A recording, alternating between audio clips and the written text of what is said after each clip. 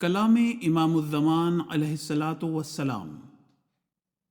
Wise اس قسم کے ہونے چاہیے جو پہلے اپنی اصلاح کریں۔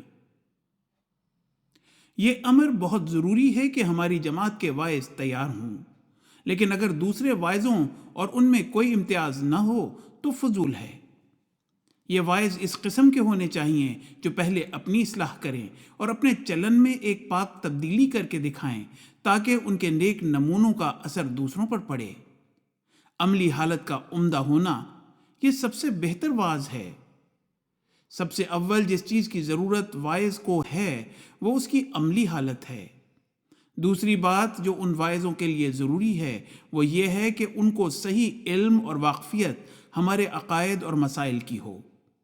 جو کچھ ہم دنیا کے سامنے پیش کرتے ہیں اس کو انہوں نے پہلے خود اچھی طرح سے سمجھ لیا ہو اور ناقص اور ادھورا علم نہ رکھتے ہوں کہ مخالفوں کے سامنے شرمندہ ہوں۔ اور جب کسی نے کوئی اعتراض کیا تو گھبرا گئے کہ اب اس کا کیا جواب دیں۔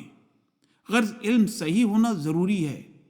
اور تیسری یہ بات ہے کہ ایسی قوت اور شجاعت پیدا ہو کہ حق کے طالبوں کے واسطے ان میں زبان اور دل ہو، یعنی پوری دلیری اور شجاعت کے ساتھ بغیر کسی قسم کے خوف و ہراس کے اظہار حق کے لیے بول سکیں، اور حق گوئی کے لیے ان کے دل پر کسی دولت مند کا تمول یا بہادر کی شجاعت یا حاکم کی حکومت کوئی اثر پیدا نہ کر سکے۔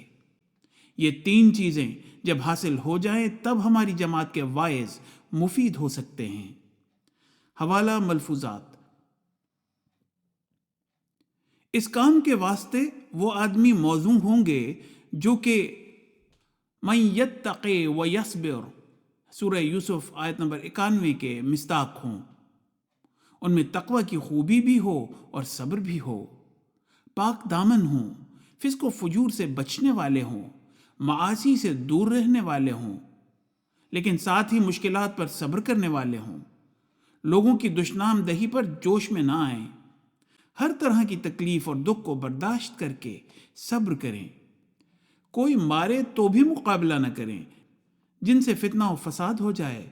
دشمن جب گفتگو میں مقابلہ کرتا ہے تو وہ چاہتا ہے کہ اسے جوش دلانے والے کلمات بولے جس سے فریق مخالف صبر سے باہر ہو کر اس کے ساتھ آمادہ بجنگ ہو جائے۔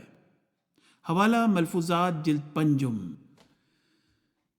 ہر طرف آواز دینا ہے ہمارا کام آج، جس کی فطرت نیک ہے